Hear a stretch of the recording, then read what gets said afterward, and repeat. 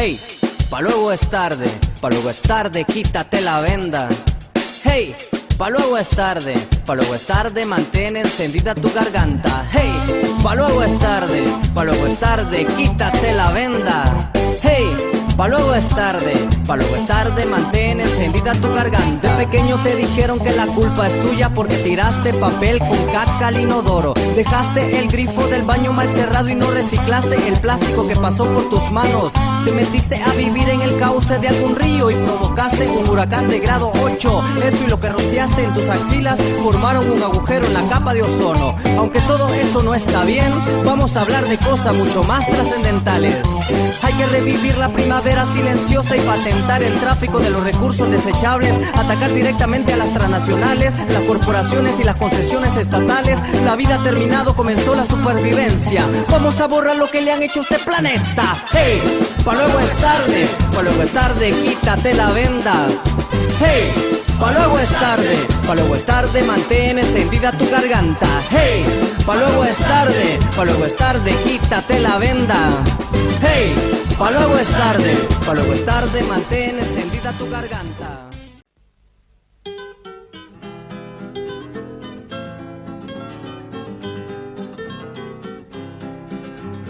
Yo que soy americano, no importa de qué país, quiero que mi continente viva algún día feliz. Quiero que mi continente viva algún día feliz. Que los países hermanos de Centroamérica y Sur borren las sombras del norte a ramalazos de luz. Borren las sombras del norte a ramalazos de luz.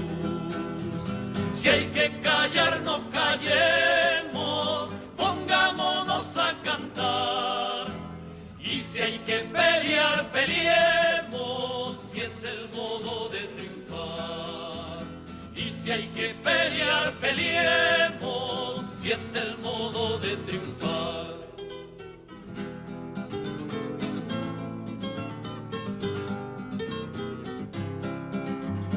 Por toda América soplan vientos que no han de parar. Hasta que entierren las sombras, no hay orden de descansar. Hasta que entierren las sombras, no hay orden de descansar. Desde una punta a la otra del continente que viene, el viento sopla sin pausas y el hombre sigue el vaivén. El viento sopla sin pausas y el hombre sigue el vaivén. Si hay que callar, no callemos, pongámonos a cantar. Y si hay que pelear, peleemos, si es el modo de triunfar. Y si hay que pelear, peleemos, si es el modo de triunfar. Si es el modo de triunfar. Si es el modo de triunfar. Muy buenas tardes.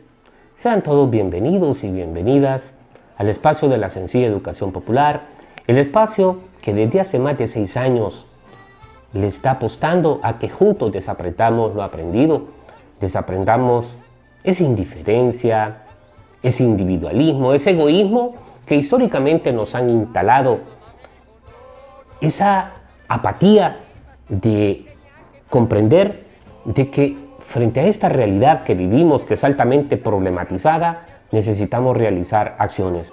Sin duda, Educación Popular es una propuesta distinta en materia de telecomunicaciones, porque desde aquí le apostamos a la memoria, a la comprensión de nuestros problemas, no para cargarnos e inmovilizarnos, sino para reaccionar o actuar frente a los mismos. No solo reaccionar, porque ha habido una tendencia de nuestros pueblos de solo ser reactivos y no tener capacidades de propuesta, que desde Educación Popular precisamente le apostamos a eso, a desconstruir la reacción e instalar las capacidades de propuesta como alternativas de solución a los problemas que vivimos. esta edificación no es nuestra, tal cual lo hemos indicado a lo largo de la historia de educación popular. Esa es la propuesta del educador brasileño Paulo Freire, quien comprendió que los pueblos de América Latina viven problemas y que, por tal, la obligación de sus poblaciones es resolverlos, ayudar a la solución de los mismos.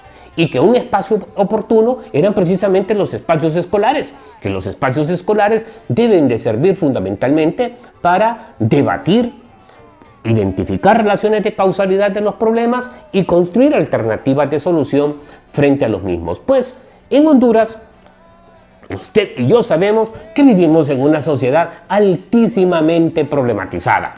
Por ejemplo, aquí nos instalaron el problema, después del 15 de septiembre de 1821, de ser independientes y con debilidades inmensas para construir una nación como debía de construirse. Es decir, se edifica una nación, entre comillas, porque usted sabe que 6 meses después, 3 meses después, fuimos parte de México y hubo que esperar, después de esa anexión al Imperio Mexicano, de ese 5 de enero de 1822 hasta el 1 de julio de 1823 para proclamar la independencia, y esa historia ya se la conoce, que se construyó una asamblea constituyente, se formó un gobierno provisional centroamericano que convocó elecciones, de las cuales nos encuentran con esa historia de fraudes que nosotros hemos vivido y que las élites, las que construyen el planteamiento hegemónico que ellos quieren que nosotros creamos y que lo hagamos propio y que pensemos que esa es nuestra nación y no la nación que nos construyeron ellos, en la que no incluyeron al indio, al negro, al mestizo, a las distintas pluralidades étnicas, minorías étnicas que debían de ser incorporadas en un proyecto serio de nación. Eso nos trajo como consecuencia que la Federación Centroamericana, que el proyecto federal cayera en las manos inapropiadas del oportunista de Manuel José Arce y que éste se dedicara a entregar la nación reciente, que es la nación centroamericana, a los intereses del capital extranjero, sobre todo inglés, y empieza a meter jefes de Estado de las provincias que le aspiraban a la verdadera independencia y a la edificación de nación, y genera una crisis política que concluye precisamente en 1829, cuando José Francisco Morazán Quesada llega a Guatemala y controla a las fuerzas golpistas que presidía Arce y trata de edificar una nación distinta, una nación con participación, una nación donde exista justicia, donde exista libertad, igualdad, libertad de cultos, oportunidades, escuelas, etc. Pero a ese Morazán soñador lo asesinan en 1842 porque en la agenda de las élites hegemónicas no estaba de que los subalternos fueran parte del proyecto de nación. A los subalternos se les concebía como subordinados, como miembros dóciles de una nación a la que debían de acoplarse y ajustarse. A 199 años de esa proclama independentista del 15 de septiembre de 1821, que no ha generado independencia, usted lo sabe, que lo que se han edificado son nuevas formas de dependencia, aquí se lo hemos dicho hasta el cansancio. Después de la dependencia colonial, emergió una dependencia industrial financiera porque dependíamos de la industria de los países europeos y nosotros éramos vendedores de materias primas y compradores de productos industrializados que se producían en Europa. Una forma de dependencia distinta a la colonial, pero que instalaba la hegemonía de la élite y la subordinación del resto de las poblaciones. Entonces, nosotros nos sorprendemos cómo a un año del bicentenario se festeja por parte de las élites militares, de sus subordinados, de la clase política que hoy dirige el Estado, la construcción de una supuesta identidad, cuando aquí se criminaliza el pensar distinto, cuando aquí se criminaliza el luchar por una segunda y verdadera independencia, cuando aquí se criminaliza que la gente se movilice y proteste porque No creemos en tal independencia. Sin duda fue barbárico lo que se produjo el 15 de septiembre de 1821, el 15 de septiembre del presente año, en Tegucigalpa, cuando se atacó a jóvenes, a periodistas, cuando se atacó a los manifestantes de la manera más cruel, tal cual caracteriza al régimen que preside el Sicimite del Río Grande. Nosotros, desde aquí, desde el programa Educación Popular, no podemos pasar por alto esos elementos fundamentales de memoria. No podemos pasar por alto que son 11 años en que el pueblo viene exigiendo verdadera independencia. Son 11 años en que los que ellos edificaron bajo la preconcepción de subordinados entendieron o entendimos que hoy tenemos la tarea de dejar de serlo y participar en la construcción de una nación distinta, no al servicio de esas élites que se han aprovechado del poder para acumular sendas masas de capital. Y en el marco de este neoliberalismo que vivimos hoy, que lo privatiza todo y lo pone al servicio del capital, pues mucho más. Esta pandemia, sin duda, ha puesto en evidencia no solo a las élites que construyeron ese proyecto de nación, sino que ha puesto en evidencia a los que actualmente dirigen el Estado, porque no han sabido administrar la misma. Una pandemia que le vino, tal cual hemos indicado en otros programas de educación popular, como la salida perfecta a las invocaciones que realizaron los demonios. Los demonios pidieron una catástrofe y nos vino la pandemia. Los demonios del planeta. Y aquí tenemos uno de sus representantes fundamentales, que me imagino que mínimamente general ha de ser como demonio, porque sus peticiones le llegaron a él y a su jefe, ¿verdad?, que es el comandante en jefe que está en Norteamérica. Llega la pandemia, se produce el confinamiento y en el marco del confinamiento, pues, se imposibilita lo que se venían construyendo, que eran precisamente las reacciones populares en contra de una dictadura contaminada con los sectores más oscuros de la sociedad, contagiada con los sectores más oscuros de la sociedad. Pues los que actualmente presiden el régimen, que ha sido calificado por la Fiscalía del Distrito Sur de Nueva York como una narcodictadura, les cae la pandemia como anillo al dedo. Una pandemia que hoy se da el lujo, en el marco de la construcción de reactivación inteligente de la economía, permitir que ahora no salga una persona a la semana, o cada 8 días, o cada 7 días, sino que lo hagan 2 personas de manera diaria, de acuerdo a su último dígito en su tarjeta de identidad. Se nos quiere instalar en nuestra mente, en nuestra memoria, en nuestros imaginarios, que vencimos la pandemia, que somos un país, superpaís, ¿verdad?, que venció la pandemia y por eso, ¿verdad?, ahora salen 2 dígitos. Pero usted y yo sabemos que detrás de eso existe una intención fundamental. Y la intención fundamental es precisamente agudizar la crisis. Y usted se podrá preguntar, ¿y por qué dice este maestro que se pretende agudizar la crisis? Bueno, lo vamos a contextualizar. Al régimen de Hernández apenas le quedan, creo que menos de 18 meses en la administración del Estado. Para marzo del próximo año se está convocando a elecciones primarias e internas de las distintas instituciones políticas. ¿Qué va a representar? Una mayor circularidad o movimiento o desplazamiento de los hondureños y hondureñas a lo largo del territorio, pues va a representar más contagios. Más contagios que se están ocultando actualmente cuando no se hacen pruebas y se quiere hacer ver que son más los recuperados que los contagiados, cuando todos sabemos que eso no es cierto. La pandemia se sigue o continúa en proceso de expansión. Como continúa en proceso de expansión los procesos de criminalización de protesta, los procesos de criminalización de pensar de los que ellos llaman subordinados y que entendimos que tenemos una responsabilidad histórica, que es precisamente rescatar nuestra patria. En ese marco de rescate de nuestra patria, pues se producen algunas acciones desde hace más de 11 años. Desde hace más de 11 años, distintos sectores de la hondureñidad venimos exigiendo en las calles, un par de veces aquí en Danlí, casi siempre en Tegucigalpa y en San Pedro Sula, la segunda y verdadera independencia.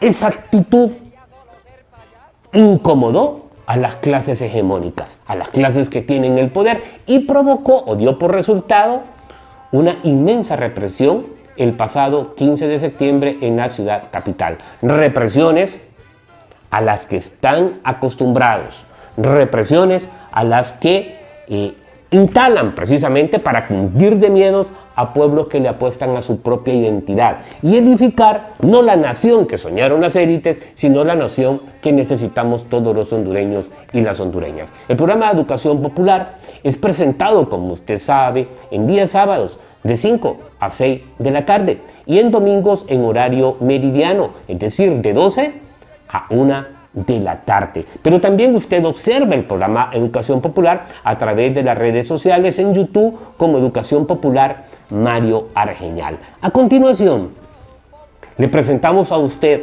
a nuestro auditorio, ese comentario editorial del Comité de Familiares de Detenidos y Desaparecidos de Honduras, donde nos deja en claro que el régimen, las hegemonías que se han instalado en 199 años, criminalizan cualquier forma de creatividad, criminalizan cualquier forma de protesta y hacen uso de los recursos históricos de los que se han valido, que son precisamente la represión y el asesinato. Escuchemos el comentario editorial de COFADE.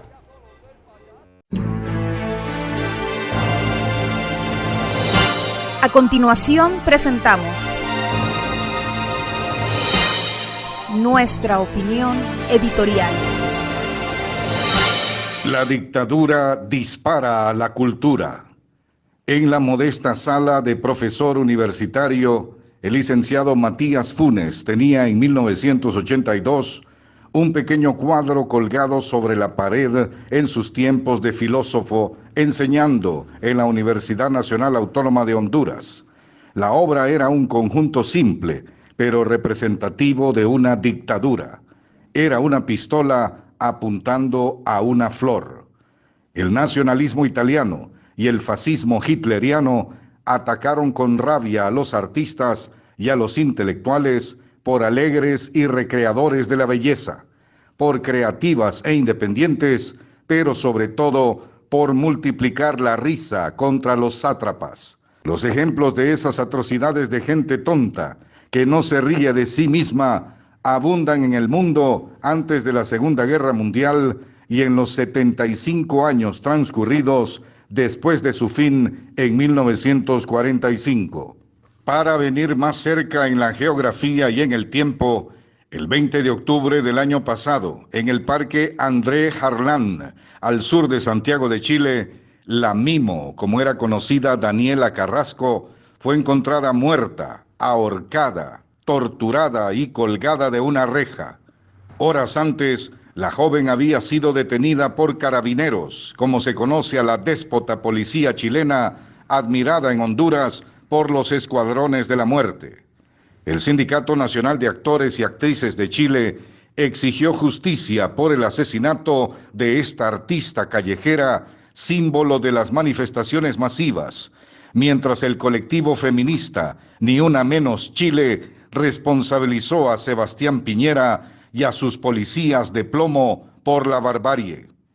El 15 de septiembre en Tegucigalpa, Honduras, Cristian Esteban Espinosa Mesa, artista circense, activo en las manifestaciones que exigen la salida del impostor Juan Hernández, fue atacado directamente al rostro con violentas ráfagas de agua ardiente disparadas por los guanacos de la policía militar.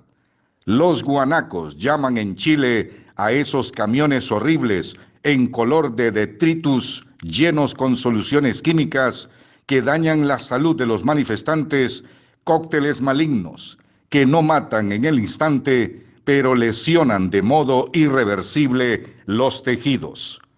Como resultado del violento ataque policial, ambos párpados de Cristian fueron desprendidos Y a esta hora, el diagnóstico médico no es concluyente sobre el estado de su visión. Ambos ojos están cubiertos para sanar en primera instancia los tejidos externos.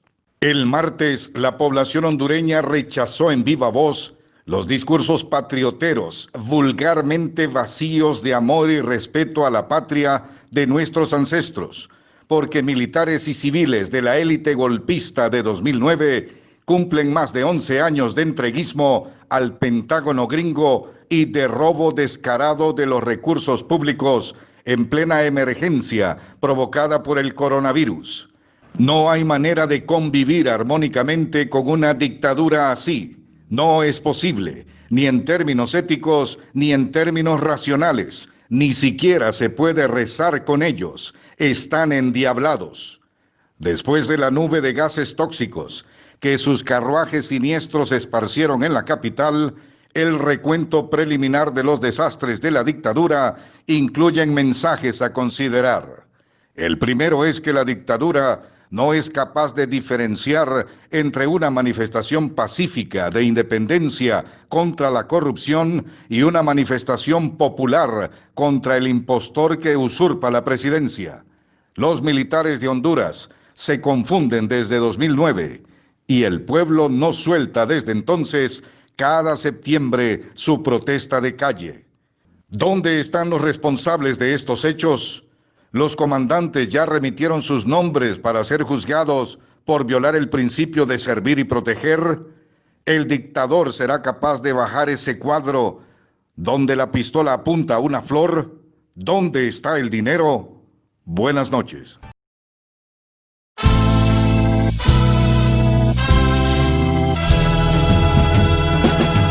Hey, pa' luego es tarde, quítate la venda. Hey, pa' luego es tarde, mantén encendida tu garganta. Hey. Es impresionante la manera en que desde el Estado se le concibe a usted, se le concibe a su servidor, se le concibe a los de abajo, se nos concibe en términos objetivos como subalternos, como subordinados, y cuando rompemos ese esquema prediseñado de dominación, construido como proyecto de nación, aparecen las fuerzas coercitivas del Estado para obligarnos a alinearnos y a ser subordinados. Eso fue lo que aconteció el 15 de septiembre, eso fue lo que ha acontecido durante estos 11 años de lucha en que los hondureños y las hondureñas decidimos retomar el camino de la búsqueda de la segunda y la verdadera independencia. Sin duda, estamos ante una dictadura, la dictadura de una clase social que es hegemónica, que intenta instalar su hegemonía y la establece, y cuando no la logra establecer, pues los obliga a establecerla. Y para ella tiene mecanismos de presión, tiene instituciones a su servicio para garantizar que usted y yo pensemos y actuemos como piensan las élites hegemónicas de este país, que son a su vez subordinadas del capital transnacional y del imperio yanqui. Esa es la realidad. Eso ha pasado en estos últimos años en que los hondureños y las hondureñas decidimos hacer distintos. Usted hasta el cansancio ha escuchado en los programas de educación popular que desde aquel 28 de junio de 2009 los hondureños dejamos de ver las cosas de manera idéntica. Nos polarizamos como sociedad. Esa polarización en términos objetivos es que nos salimos del esquema hegemónico y eso trae como consecuencias pues la división de la sociedad hondureña. Eso pasó este recién pasado 15 de septiembre y ha sucedido en los últimos años. Pero hay algo inusual y es precisamente que en ese marco de rompimiento con las hegemonías, desde una institución que se enorgullece de tener subalternos, de administrar los asuntos desde las jerarquías, que no es otra cosa más que el de arriba está imponiendo sus ideas, sus lealtades a los de abajo. garantizando que los de abajo le sean leales. Algo muy similar al sistema de vasallaje que se estableció en la antigua sociedad feudal, donde el vasallo de mi vasallo es mi vasallo. Es decir, el príncipe era vasallo del rey, pero el conde era vasallo del príncipe. Es decir, un diseño de dominación perfecta. Pero las Fuerzas Armadas en este país, el aparato coercitivo militar, se ha sentido orgullosísimo de tener ese sistema de vasallaje. Sistema de vasallaje que se rompe en el marco de polarización y de subordinación que es roto en el marco de rompimiento de la institucionalidad, valga la redundancia. Un hombre que ha sido un ejemplo de rompimiento de ese esquema de subordinación es precisamente el capitán Orellana. El capitán Orellana denunció el actuar y proceder de las Fuerzas Armadas al servicio del narcotráfico. Denunció cómo el hermano del hombre estaba vinculado al crimen organizado y al narcotráfico, y cómo algunos altos jerarcas militares estaban coludidos con esa estructura criminal. Como consecuencia de las denuncias del capitán Orellana, él fue suspendido de su cargo. Y recientemente, en el marco de tanta carga que desprestigia la dictadura, aparece la figura de Freddy Zelaya, jerarca militar, interponiendo, querellando al capitán Orellana. Lo que usted diría en el argot popular, ahora los patos le disparan a las escopetas. Pero no es tan sencillo. Y la explicación objetiva es que en esta sociedad que usted y yo vivimos, quieren que sigamos siendo subordinados. Y cuando aparecen hombres como Orellana, aparecen pendejos, como el señor Zelaya, como Freddy Zelaya, enviando el mensaje de que se salió del redil y que tiene que subordinarse, porque el subordinado debe de subordinarse. Sin duda, eso nos genera indignación a nosotros, porque nos damos cuenta de que hay altísimos niveles de cinismo, y por si fuese poco, agréguele, le imputan una serie de cargos ahora al capitán Orellana, como quien dice, ahora ya vas a ver lo que te va a pasar.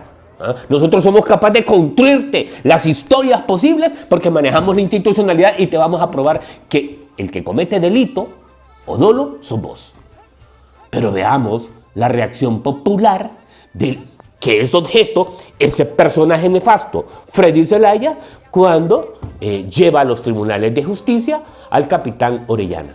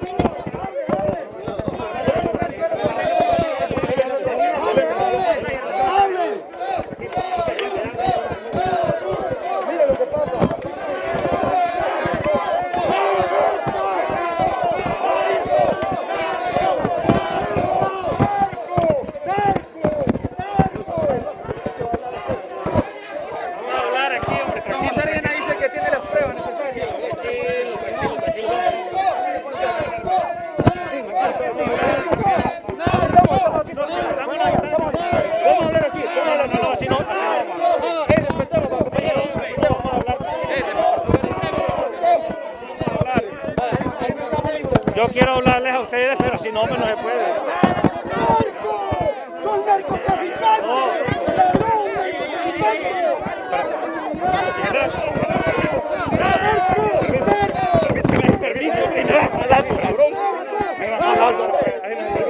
¿Qué fue lo que pasó en el interior? Díganlo.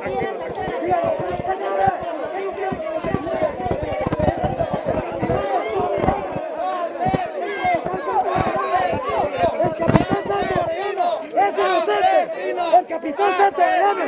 ¡Ey, inocente! ¡Mira, mira!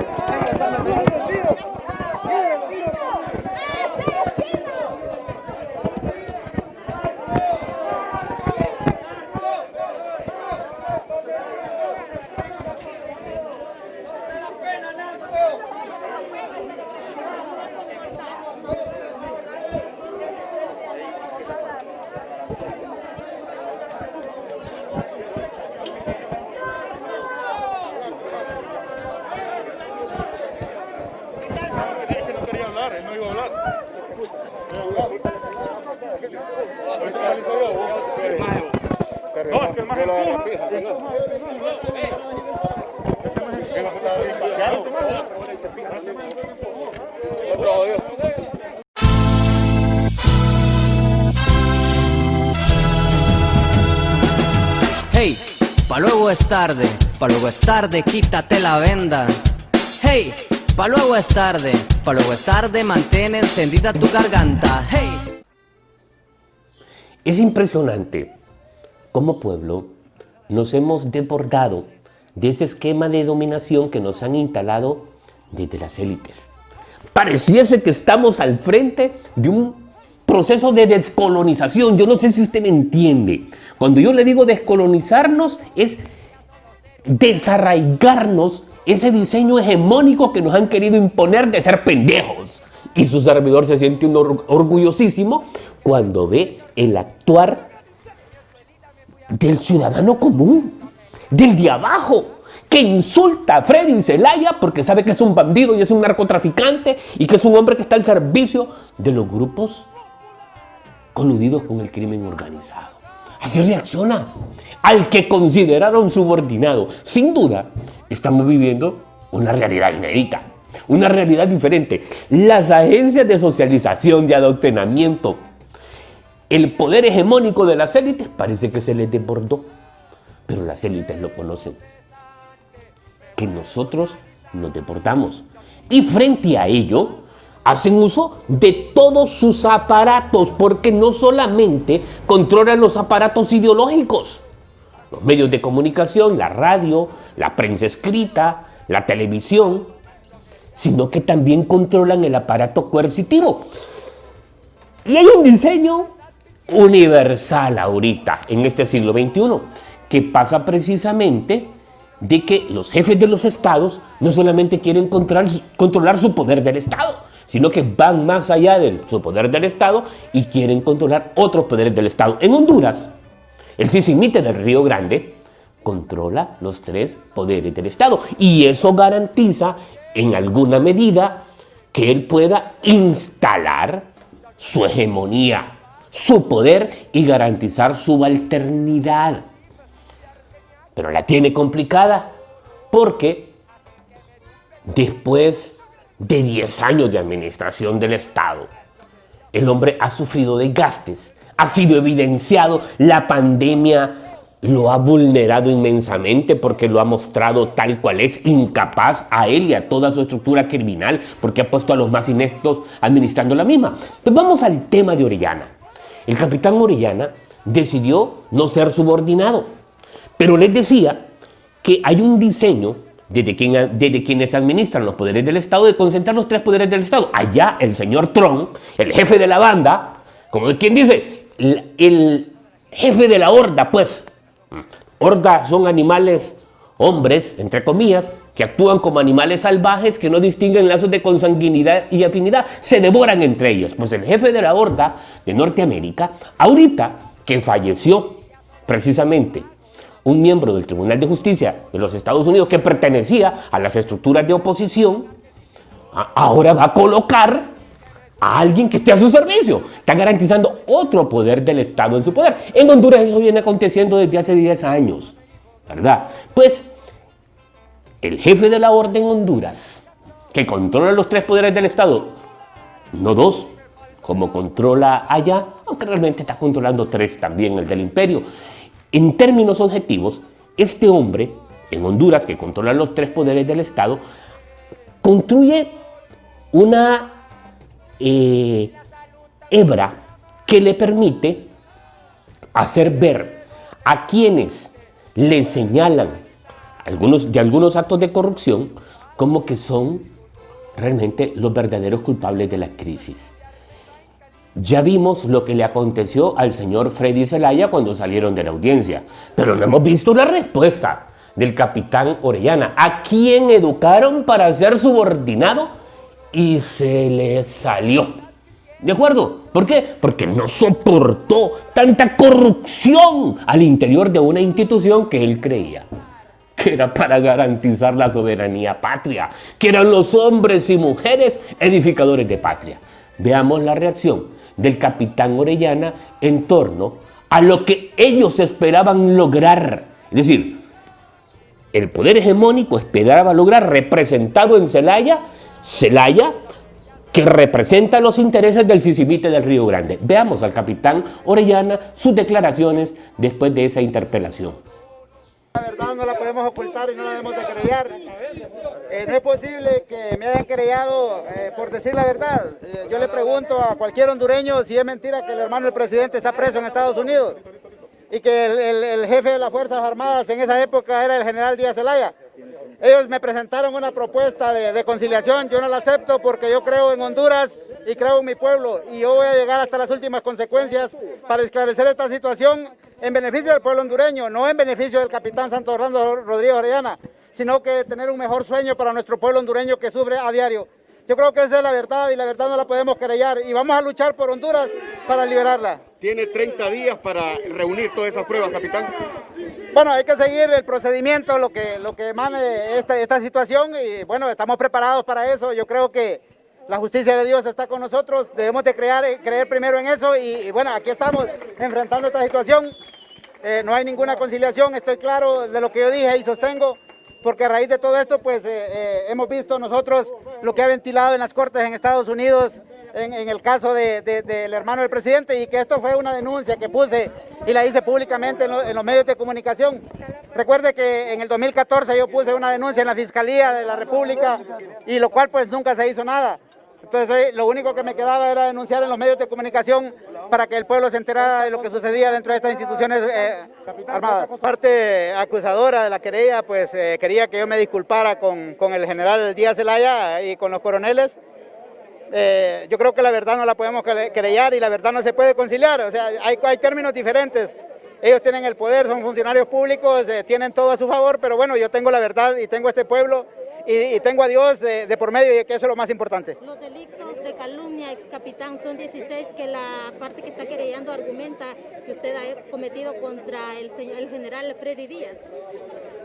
Pueden tener 100 o 50 o 60 argumentos de esta situación y los vamos a esclarecer y les vamos a presentar las pruebas porque esa es la verdad. O sea, yo le pido disculpas al general Díaz Zelaya si me diga que el hermano del presidente no está esperando sentencia en Estados Unidos. Desde ese momento yo le digo que me disculpe porque yo me equivoqué en decir que protegían el narcotráfico. Entonces yo creo que esas son las situaciones que debemos tener claros y transparentes en el país. ¿Qué pasa? ¿No hubo conciliación? ¿Qué sigue? Bueno, esperamos lo que sugiere el tribunal y darle curso a esta situación. Vamos a luchar por eso y vamos a cambiar. Y recuerdo, yo no estoy luchando por mí, estoy luchando por mis hijos, estoy luchando por sus hijos, por el pueblo que en realidad lo necesita. Yo le decía y le expresaba, ¿por qué no se preocupan por investigar quiénes fueron los que secuestraron los 4 compatriotas en el Triunfo de la Cruz? ¿Por qué no le esclarecen a este pueblo hondureño la avioneta que apareció, que estaba en los predios de las instalaciones militares y aparece en Colombia y fue incautada en el 2010? Yo creo que son situaciones de estas difíciles e imposibles de luchar contra el poder. Esto yo lo tomo como que ellos son mandaderos del presidente de la República, lo tomo como una venganza por haber denunciado al hermano ligado al narcotráfico y que el resultado de eso es que hoy en día está esperando sentencia en Estados Unidos. Les agradezco el apoyo del pueblo hondureño, de los medios de comunicación, de los derechos humanos, por estar presente en esta querella, que es una lucha del pueblo hondureño, no del capitán Rodríguez Orellana, sino que es una lucha del pueblo hondureño. ¿No teme por lo que continúa? No temo por lo que continúa, porque yo estoy claro, tenemos las pruebas, tenemos todo lo necesario para argumentar cada una de estas situaciones y los señalamientos. Yo invito al fiscal general y le digo que el 2014 puse una denuncia a estos generales en la Fiscalía de la República y ¿qué ha sucedido? No ha sucedido nada. Entonces, ¿qué podemos esperar? Esta era una denuncia, la denuncia se usó públicamente porque mirábamos nosotros que no existía justicia en el país. Verlos a ellos fueron mis superiores, increíble, pero bueno, esa es la verdad y la verdad no la podemos cambiar. estamos de frente, estamos luchando y eso no nos va a cambiar. Yo creo que, yo siempre le digo, Ronnie, la verdad, y estamos de la mano de Dios y eso no lo podemos cambiar. Yo soy un hondureño común y corriente, sé dónde estoy parado, sé con quién estoy luchando contra el poder, con todo el poder de ese país. Pero Dios me ha mantenido firme durante estos 6 años de persecución, que todos los días recibo amenazas. Lo mismo ocurrió en el 2016, cuando Tony Hernández me dijo que me iba a querellar, porque yo había dicho que el helicóptero pertenecía a él y pertenecía al ministro de Defensa de esa época y al actual jefe del Estado Mayor Conjunto, Freddy Santiago Díaz Zelaya, y me iba a querellar y después me mandó a amenazar que me iba a asesinar. ¿Qué respuesta recibiría el pueblo hondureño que dentro de poco tiempo piden en extradición a Freddy Santiago Díaz Zelaya? ¿Cuál va a ser? ¿En qué va a quedar estos tribunales y esta justicia de nuestro pueblo? ¿Usted cree que lo piden extradición? Claro, si es que tiene todos los nexos de narcotráfico en este país y eso no es mentira. Lo estamos diciendo, quienes eran los responsables de velar por este país son ellos. ¿Por qué no esclarecen esta situación donde las 2 bases militares se prestaban para centros logísticos del narcotráfico de Tony Hernández? ¿Dónde está? Hoy que pregunten al coronel Mosquitia, ¿quién es el coronel Mosquitia? Uno de ellos que me querelló, ¿y quién es el coronel Empira? El otro que me querelló. Yo creo que ellos son mandaderos de este régimen y la verdad, pues aquí estamos de pie, estamos con Dios y vamos a seguir luchando, no por mí, sino que por todo el pueblo hondureño y para que este país sea liberado y tengamos una paz y tranquilidad para el beneficio de todos los hondureños.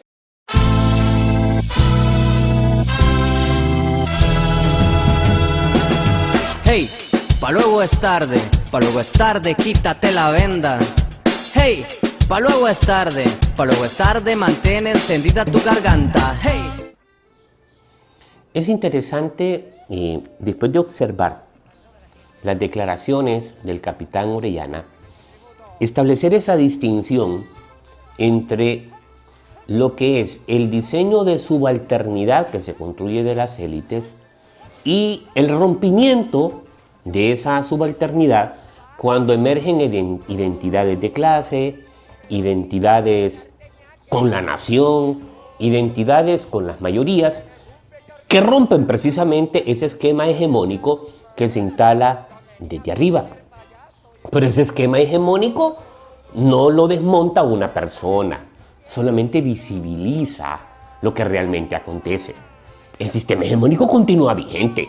Juan Hernández continúa en el poder, eso significa que continúa controlando el Congreso Nacional de la República o el Poder Legislativo, continúa controlando la Corte Suprema de Justicia o el Poder Judicial, el Tribunal Superior de Cuentas, continúa controlando el Ministerio Público, la institucionalidad sigue a su servicio, o sea que la hegemonía se mantiene. Lo que hay son brotes, en términos objetivos, que parecieran que algunos sectores de la sociedad toman niveles de conciencia, brotes que desde la hegemonía o desde el poder tratan de aplacarse poniendo al servicio de sus intereses toda la institucionalidad. Un ejemplo concreto de cómo funciona la hegemonía. Usted recordará el caso de la familia Rosenthal. Sin duda lo tiene claro. A la familia Rosenthal, por un señalamiento, por una imputación en Norteamérica, por parte de la Fiscalía de Norteamérica, se le confiscó todos sus bienes. Hoy retorna a nuestro país el señor Gianni Rosenthal Hidalgo, pero sus bienes fueron confiscados. En cambio, el poder hegemónico representado en el Sicimite del Río Grande no actuó de la misma manera con el otro imputado que tiene una característica distinta porque es el hermano del hombre y no le confiscan sus bienes.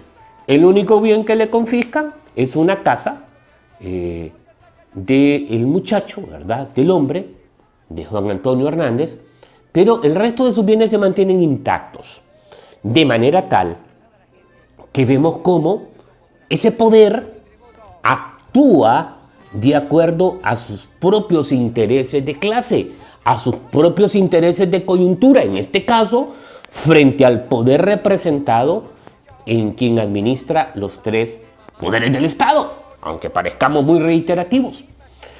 Pues sale a relucir por parte del abogado defensor aquí en Honduras, de quien le lleve el caso aquí en Honduras, o los casos aquí en Honduras, al hermano del hombre, de que aunque ya Juan Antonio fue sentenciado, porque en términos objetivos ya hay una sentencia en contra de él, falta su ratificación que se ha venido posponiendo de manera impresionante, ¿verdad? Del mes de febrero pasó al mes de marzo, del mes de marzo al mes de junio, del mes de junio al mes de septiembre y ahora pues se supone que va a ser en octubre. El punto fundamental es que no se actúa de manera pareja y de eso se trata, de que usted comprenda precisamente cómo, aunque los Rosenthal pertenecen a grupos económicos importantes de este país, desde la actual institucionalidad y poder concentrado en una persona, no está viendo clase social. Lo que está viendo es su interés muy particular. Es interesante recoger de esta declaración lo que señala el abogado, cómo cae en la trampa del amigo periodista de La Globo, cuando él le indica de que como consecuencia de la resolución final del juicio van a venir acciones en contra de otros imputados que incluso ya se encuentran en Norteamérica y que han sido señalados en el mismo juicio. Eso tendría que representar que a Juan Antonio procedieran a confiscarle sus bienes como hicieron con la familia Rosenthal, teniendo ya el asidero legal, porque hay una sentencia en firme por parte del fiscal de Nueva York, donde el hombre definitivamente está coludido hasta donde ya no. Como consecuencia de eso, ¿verdad? Vamos a esperar que eso suceda. Veamos mejor lo que indica este abogado que pareciese que no pudo tener la capacidad de hacerle frente a la embestida que le hacía el reportero de Radio Globo. Bueno, mire, no tengo mayores comentarios a eso porque pues las querellas son aquí en el país y lo que se está descubriendo, por así decirse, en Estados Unidos, pues es otro proceso y pues será lo que resulte allá, pues va a afectar aquí a todas las personas que se mencionen en esos procesos allá en Estados Unidos. Repítame eso que dice. ¿El qué? Eso, que lo que resulte de la sentencia va a afectar.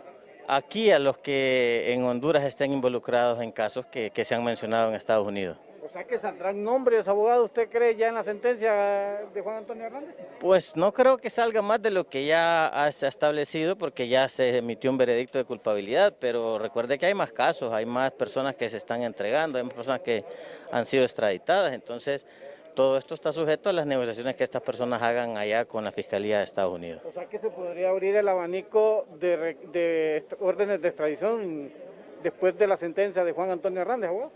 Pues yo creo que después de la sentencia de Juan Antonio no vaya a producir mayor efecto que el efecto mediático de una condena, de una sentencia a una persona, pero sí hay otras personas que están dispuestas a hacer arreglos con la Fiscalía y que han sido extraditados y pueden lograr acuerdos allá y mencionar personas aquí en Honduras. Si usted pudiera relatar, conforme a lo que usted conoce, ¿cómo fue que cayó Juan Antonio Hernández en manos del narcotráfico y en manos de las autoridades estadounidenses? Fíjese que esa historia pues ya está bastante relatada en medios y ha sido una historia pues casi novelesca, entonces volver a recapitular esto pues es redundar en temas que por la prensa ya están ampliamente conocidos.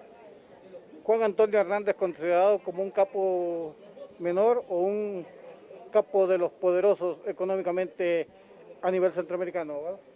Bueno, eso es lo que dice la Fiscalía en sus requerimientos y en sus planteamientos, es lo que ha dicho la Fiscalía y la defensa no lo pudo desvanecer, entonces es la historia, pues ahí está y se va a ver reflejada en la condena que se imponga en su momento. ¿Cómo están los abogados de Juan Antonio Hernández en Estados Unidos? ¿Lo están argumentando su defensa? ¿Bajo qué criterio? Bueno, ya cuando se va a emitir una condena solo no se puede establecer más que la personalidad del condenado, algunos efectos sociales que haya tenido o la conducta que haya tenido aquí en el país, pero más de todo ya está un veredicto de culpable, entonces no hay mayor cosa que hacerse. ¿Qué beneficios tiene Juan Antonio Hernández privado de libertad en Estados Unidos? ¿Qué puede comunicarse con su familia aquí en Honduras? ¿Qué otras cosas? Mire, los beneficios que tiene una persona privada de libertad en Estados Unidos son muy restringidos. Las comunicaciones son vía correo electrónico, una vez por mes es posible. Así como lo relató el señor Gianni Rosenthal, así es la vida de un presidiario en Estados Unidos. No hay ningún reconocimiento especial por ser hermano, por ser hijo o por tener un apellido sonado. Entonces allá la justicia pues no anda viendo a quién está condenando, simplemente le aplican al sistema penitenciario. Aquí en Honduras a Juan Antonio Hernández, ¿qué bienes le aseguró la Fiscalía? Le aseguró una casa que la había comprado con fondos de Injupen, le aseguró 4 vehículos y cuentas bancarias, pues eso. ¿Con fondos del Injupen? ¿Él fue funcionario? Cuando fue diputado sí cotizaba el Injupen y pudo obtener una casa, que es la casa que está asegurada. ¿Valorada? No tengo el valor exacto de la casa, pero una casa pues modesta, que pues no llega a mansión ni tampoco puede decir que es una casa ostentosa, pues una casa normal.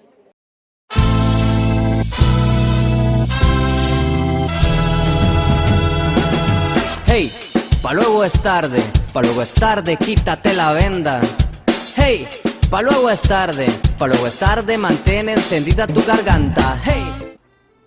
Es interesante las declaraciones del abogado, sobre todo si usted las contextualiza en el escenario en el que estamos viviendo. Estamos a 18 meses, tal como lo indicaba, de que se produzca ese traslado del poder, esa alternabilidad en el poder que garantiza la Constitución de la República, que no se ha dado precisamente en los últimos procesos electorales como consecuencia de que aquí se violentó la Constitución de la República.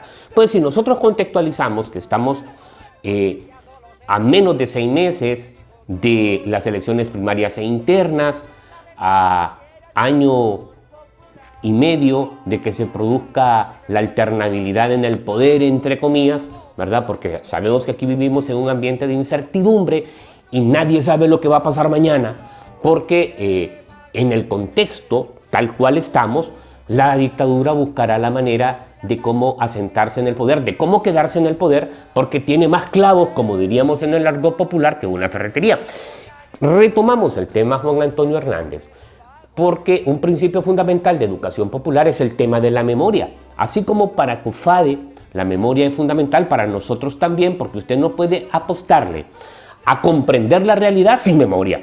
Entonces la memoria es eje básico en el programa Educación Popular. Pues como parte de esa memoria le recordamos que el hombre no puede salir de casa presidencial o demarcarse del poder en este país, porque en ese juicio que se instala en Nueva York, al que se refiere el abogado que tiene Juan Antonio aquí en Honduras, hay un nombre que ha replicado en un montón de veces o de ocasiones, y se trata el nombre del Sisimite. El Sisimite ha recibido cuestionamientos en dicho juicio y en consecuencia el mismo abogado señala que el dictamen o sentencia final va a tener consecuencias en aquellos que sean imputados. Ya lo que aconteció en Nueva York trae consecuencias para la hondureñidad, porque nadie invierte en un narcoestado. Así fuimos señalados en Nueva York. Nadie invierte en un país inseguro, nadie invierte en un país que la pandemia, que aunque es global, es administrada por los más ineptos. Nadie invierte en un escenario de incertidumbre como el que tenemos en Honduras. Si la pandemia nos tiene, como diría usted, jodidos, ¿de acuerdo? Con la peor crisis histórica nunca antevista en este país, pues también nos tiene jodidos el hecho de que tenemos al Sisimite dirigiendo los 3 poderes del Estado y imputado o señalado allá en la Fiscalía del Distrito Sur de Nueva York. Eso frente a 18 meses de su salida eventual del poder, 6 meses de los procesos electorales. Usted tiene que comprender que el hombre se va a tratar de agarrar de donde sea. Y ese agarrar de donde sea pasa, recuerda las invocaciones que hacíamos al principio del programa, de que los demonios invocaron pestes, invocaron el peor de los males, pues le vino la pandemia. A su servidor no le extrañaría que en ese marco la pandemia sea una alternativa para buscar cómo quedarse en el poder. Pero eso se lo dejo a sus creatividades, porque usted es creativo y usted tiene que buscar también sus propias relaciones de causalidad, algunas consecuencias de lo que se puede dar. Pero en términos claros, lo que se produce en Nueva York replica acá. Es decir, usted cuando se producen sismas o acciones del planeta Tierra en un lugar próximo a Honduras, por ejemplo, tembló en El Salvador, escucha las réplicas aquí en Honduras o la siente aquí en Honduras, pues lo que pasa en Nueva York va a replicar acá y no va a replicar para bien. Va a traer consecuencias para este estado que ya está en crisis, como consecuencia de lo señalado allá. Pero esa crisis se va a profundizar como resultado o consecuencia de ese dictamen final. Y ante eso tenemos que tener la capacidad de poder advertir lo que puede suceder. Y el escenario no es nada alentador. En términos objetivos, la oposición, porque estamos hablando de un escenario ya electoral, las fuerzas de oposición tienen que considerar esos hechos. Esos hechos no solamente para reinstalarlos en la memoria y que el pueblo castigue a esta estructura criminal, pero también la estructura criminal prepara un actuar frente a esa eventualidad, porque no podemos desconocer las fuerzas que son reales y objetivas de la estructura criminal. La estructura criminal buscará, reitero, la manera en cómo garantizarse frente a una crisis que se profundizará una vez ratificada la sentencia en contra de Juan Antonio, porque eso, vuelvo a la réplica, llegará a nuestro territorio y afectará cabezas, incluida la del hombre. Y el hombre tiene inmunidad de momento, porque es jefe del Estado de Honduras y hay convenios internacionales al respecto.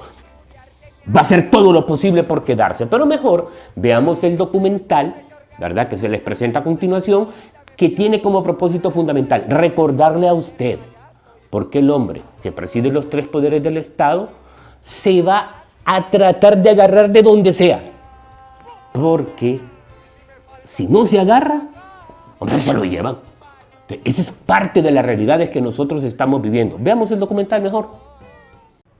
La Corte Penal del Distrito Sur de los Estados Unidos encontró culpable de 4 delitos relacionados con el narcotráfico a Juan Antonio Hernández Alvarado, exdiputado del Congreso Nacional y hermano del presidente Juan Orlando Hernández. Acompáñanos en un explainer más, analizando las consecuencias que esto traerá para el país.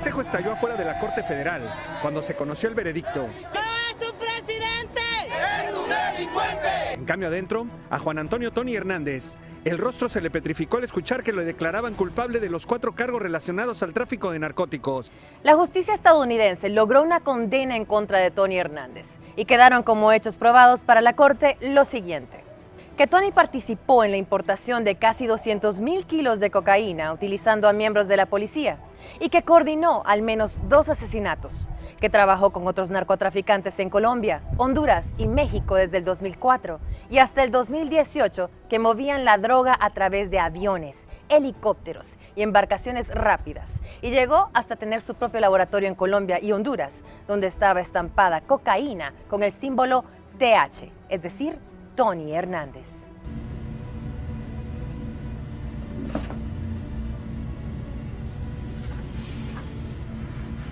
¿Qué es eso?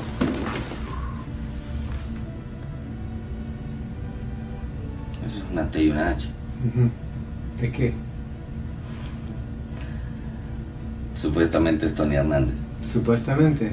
Porque por eso le digo, ¿cómo vamos a poner las propias iniciales de uno en algo tan delicado. ¿Pero qué es esto? ¿En qué está eso? No, pues eso es un kilo o paquete de droga supuestamente. Los jurados, que son ciudadanos estadounidenses, consideraron cierta la acusación que Tony trabajó por varios años junto al ex líder del cártel de Sinaloa, Joaquín Archibaldo Guzmán Loera, alias El Chapo, y que éste le entregó un soborno de $1 millón para la campaña de su hermano en el año 2013. Los 4 cargos por los que fue condenado son por conspirar para importar cocaína a los Estados Unidos, usar y transportar ametralladoras para promover la conspiración de importación de cocaína, conspirar para usar y portar ametralladoras para promover la conspiración de importación de cocaína y hacer declaraciones falsas a agentes federales. El fiscal federal de Manhattan, Jeffrey S. Berman, dijo que el excongresista hondureño Tony Hernández estuvo involucrado en todas las etapas del tráfico a través de Honduras de cargas de cocaína de varias toneladas que estaban destinadas a los Estados Unidos. Hernández sobornó a funcionarios encargados de hacer cumplir la ley para proteger envíos de drogas, solicitó grandes sobornos de los principales narcotraficantes y organizó la seguridad de las ametralladoras para los envíos de cocaína. Hoy, Hernández está condenado por sus crímenes y se enfrenta a la posibilidad de una larga pena de prisión. El 17 de enero del próximo año se impondrá la pena a Tony. Al ser encontrado culpable de los 4 delitos, se enfrenta hasta a 3 penas de cadena perpetua y como mínimo se enfrenta a una pena de 45 años y una cadena perpetua. Según la Fiscalía, Tony ganó millones de dólares a través de su tráfico de cocaína y canalizó millones de dólares de ganancias de drogas a las campañas del Partido Nacional para las elecciones del 2009, 2013 y 2017. El presidente Juan Orlando Hernández lamentó la condena que sufrió su hermano y él considera que esta es injusta, ya que no se aportaron suficientes pruebas y dijo no se debería confiar en el testimonio de narcotraficantes. Un saludo al pueblo hondureño. Quiero, en nombre de mi familia y como un tema personal, decir que recibimos con tristeza el veredicto de la Corte de Nueva York. Pero es un veredicto, es un fallo. No puedo dejar de decir que el jurado decidió tristemente creer en la palabra de personas que se han declarado asesinos confesos, narcotraficantes, que han tenido como objetivo golpear a mi familia como una manera de vengarse por las decisiones que hemos tomado. Contra Tony se presentó el testimonio de 5 ex narcotraficantes. Todos dijeron haber sido socios de este en el tráfico de drogas. También se presentó la famosa narcolibreta donde se mencionaban los pagos hechos a Tony, así como fotos de kilos de cocaína con la marca TH y fotos de armas y fajos de dinero extraídos del celular de Juan Antonio. ¿Desde cuándo has participado en narcotráfico? Y no me digas que te han invitado. Piénsalo bien. ¿Desde cuándo has participado en eso? Es que el participar directamente, como le repito, o sea, yo no sé para dónde iba, por dónde pasaban. Sí sabía que ellos andaban trabajando y que hacían muchas cosas. Bueno, es más, cuando usted se reunió con el oficial que está aquí al lado mío, los fiscales, usted dio declaraciones falsas a ellos. No habría que ver cuáles. Bueno, si no estoy equivocado, ellos te preguntaron si usted conocía a los cachiros. Dijiste que no, ¿verdad? Entonces sí. Ellos te mostraron un video. El video, ahí. ¿Tú has aceptado un dinero de los cachiros? No me entregaron. La pregunta que ronda a todos es, ¿qué va a pasar en el país? Ya que el presidente también fue mencionado varias veces en el juicio. La oposición política pide la inmediata salida del presidente Juan Orlando.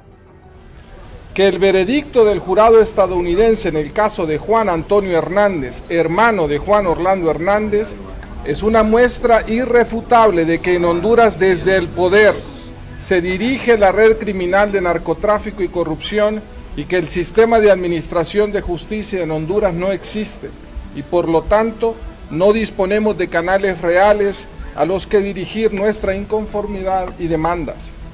B. Que la permanencia de Juan Orlando Hernández al frente del Estado de Honduras es ya insostenible e inaceptable.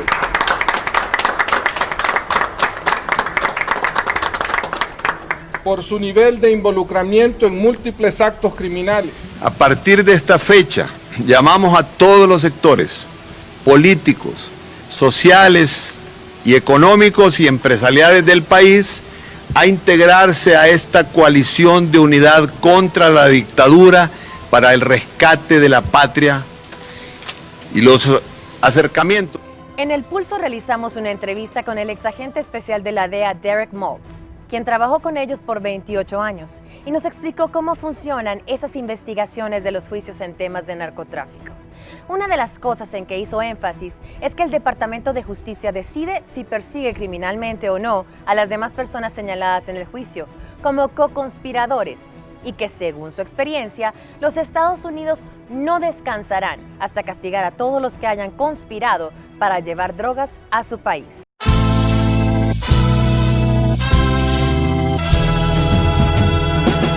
Hey, pa' luego es tarde, quítate la venda. Hey, pa' luego es tarde, mantén encendida tu garganta. Hey. ¿Qué le ha parecido el programa del día de hoy? Hoy le hemos querido mostrar desde una perspectiva distinta lo que realmente está aconteciendo en nuestro país. Algunos dirían, se están rompiendo las hegemonías. Yo, en términos reales, le indico que históricamente se han dado brotes donde pequeños grupos tratan de romper las hegemonías. Uno de esos brotes para romper hegemonías, para edificar una nueva sociedad, se dio precisamente en el siglo XIX, con el caso de José Francisco Morazán, que trata de instalar un proyecto revolucionario burgués en Honduras en el marco de una sociedad colonial que había heredado todas sus prácticas feudales, con toda su institucionalidad feudal, con todos los vicios feudales, con todas las concentraciones de poder feudal y con todos los principios de marginamiento feudal. Pero a ese brote que comandó Morazán desde el Estado, óigame bien, desde el Estado centroamericano, las élites poderosas lo lograron aplastar y fusilaron al héroe en 1842. Se dieron otros brotes en el siglo XX, en el mismo siglo XIX. Se dieron otros brotes ahí por la década de los 60 en el departamento de Olancho. Después en el siglo XX, con el emergimiento de las ideas socialistas, marxistas, con Manuel Calix Herrera, Juan Pablo Juan-Ray, la organización de los sectores sindicales y obreros, otro brote con la huelga de 1954, etc. Pero que no han permitido destruir o desmantelar la hegemonía vigente. Hoy le presentamos a usted cómo el capital hegemónico, el poder hegemónico, perdón, representado en quienes ostentan el control del Estado, sí es objeto de cuestionamientos, pero que eso no significa de que estamos cerca de cambiar dicha hegemonía. Aunque hay mayores niveles de conciencia como consecuencia del rompimiento de la institucionalidad el 28 de junio de 2009, aunque los hondureños decimos que somos diferentes después del 28 de junio del 2009, ellos le están apostando a un tema fundamental, que es el olvido. Desde aquí, desde este espacio, nosotros le apostamos a la memoria precisamente para que usted no olvide y porque entendemos el papel que desempeña la memoria en el marco de edificación, de destrucción de este diseño de subalternidad que ellos han instalado históricamente. Hoy vivimos una crisis muy profunda, no solo por el COVID-19, sino por la necesidad que tiene el hombre de continuar en la administración del Estado. Para algunos, desde su propio imaginario, estamos al frente de una posibilidad sin precedentes. No es cierto. No es cierto. La situación no es fácil. Porque el hombre como esas arañas, está tirando sus hilos para ver cómo se queda y no se cae. Y eso téngalo en claro. Nosotros estamos haciendo nuestro trabajo, desde el programa de Educación Popular, desde los espacios políticos donde participamos. Es decir, los nacionalistas conscientes, con los que el hombre considera cuenta, ya rompieron con ese esquema de subordinación, y los nacionalistas buenos se desmarcan de ese diseño de destrucción del Estado porque sabe que replican los malos actos del hombre en él. ¿Cómo no va a replicar la inseguridad? ¿Cómo no va a replicar la muerte? ¿Cómo no va a replicar la falta de inversión? Sin duda. Vivimos momentos críticos como sociedad, momentos críticos que el editorial de COFADE nos dejó en preciso cuando nos dice que las intolerancias crecen hasta frente a lo artístico, la creatividad, y lo quieren matar. Un cuadro, porque representa una amenaza. Hoy deseamos que sea de su agrado el programa que le hemos presentado. El productor de este programa, Mario José Argeñal, hizo grandes esfuerzos por tratar de compilar los videos que estuviesen más atinados para comprender la temática que hemos desarrollado el día de hoy. Para su servidor, Mario Argeñal, siempre es un honor encontrarnos en los espacios de Educación Popular, los días sábados de 5 a 6 de la tarde y en domingo en horario meridiano, pero también, como lo indicamos al principio del programa, en las redes sociales, en YouTube, como Educación Popular Mario Argeñal. Nos encontramos en próximas ediciones del programa Educación Popular y los dejamos con ese video que a partir de ahora será prácticamente un video obligatorio, que es Mausland, ¿verdad? Para que usted, quien es concebido como subordinado ratoncito, entienda que debe de dejar de marcar por gatos. Porque los gatos se comen a los ratones como se los han comido en 199 años después de esa proclama independentista que lo que nos legó fueron nuevas formas de dependencia. Hasta la próxima.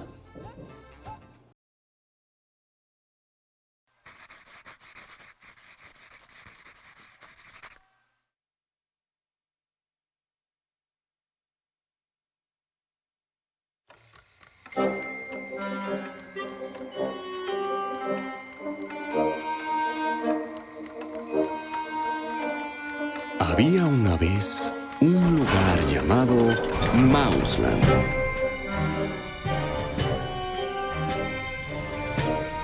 Donde todos los pequeños ratoncitos nacían, vivían, jugaban y morían.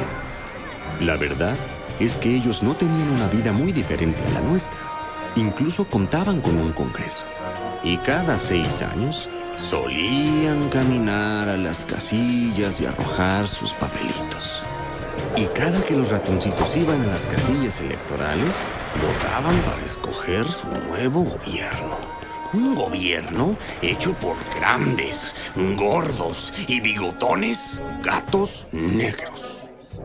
Y si piensas que es extraño que los ratones escogieran un gobierno formado por gatos, tan solo abre tus libros de historia y mira de cerca los últimos 100 años de gobierno en el país.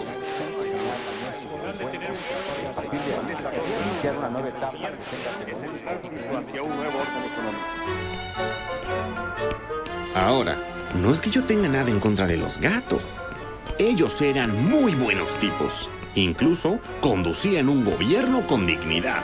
Siempre aprobaban buenas leyes. Leyes que beneficiaban a los gatos. Imagínense. Una de las leyes decía que los huecos de las entradas a sus casitas tenían que ser lo suficientemente grandes para que los gatos pudieran meter su garra sin esfuerzo. Otra ley les prohibía correr a cierta velocidad, por motivos de seguridad, claro está. Así los gatos no tendrían problema en conseguir un bocadillo fresco y a la orden. Todas las leyes eran buenas. Buenas para los gatos. Pero ¿y los ratones? La vida en Mausland era cada vez más difícil. Y cuando los ratones no pudieron más, decidieron hacer algo al respecto. Así que en las siguientes elecciones se reunieron y sacaron a los gatos negros ¿Y le dieron el poder a los blancos?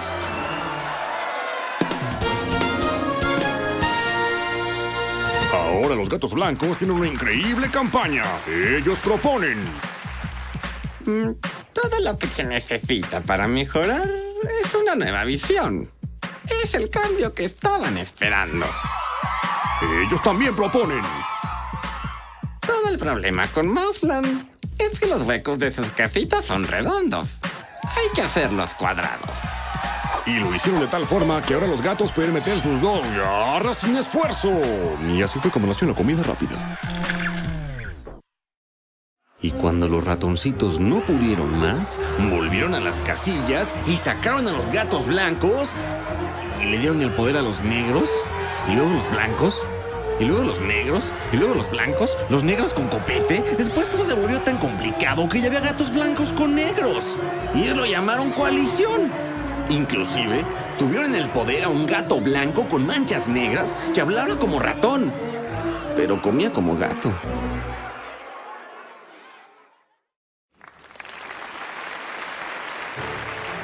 Y el tiempo pasó, hasta que un pequeño ratón tuvo una gran idea. Amigos, cuídense de un pequeñín con una gran idea. Porque él miró fijamente a otros ratones y dijo: compañeros, ¿por qué seguimos escogiendo un gobierno hecho por gatos?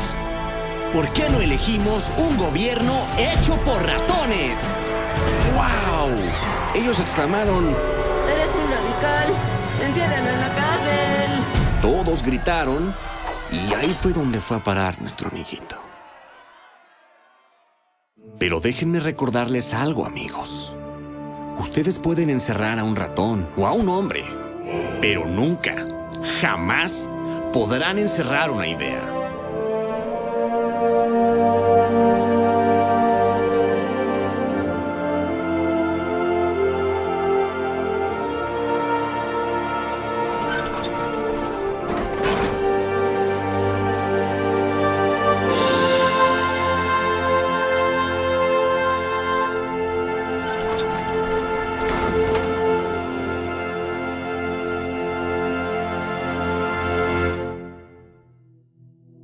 Tarde, quítate la venda. Hey, pa' luego es tarde, pa' luego es tarde, mantén encendida tu garganta. Hey, pa' luego es tarde, quítate la venda. Hey, pa' luego es tarde, mantén encendida tu garganta. De pequeño te dijeron que la culpa es tuya porque tiraste papel con caca al inodoro. Dejaste el grifo del baño mal cerrado y no reciclaste el plástico que pasó por tus manos. Te metiste a vivir en el cauce de algún río y provocaste un huracán de grado 8. Eso y lo que rociaste en tus axilas formaron un agujero en la capa de ozono. Aunque todo eso no está bien, vamos a hablar de cosas mucho más trascendentales. Hay que revivir la primavera silenciosa y patentar el tráfico de los recursos desechables, atacar directamente a las transnacionales.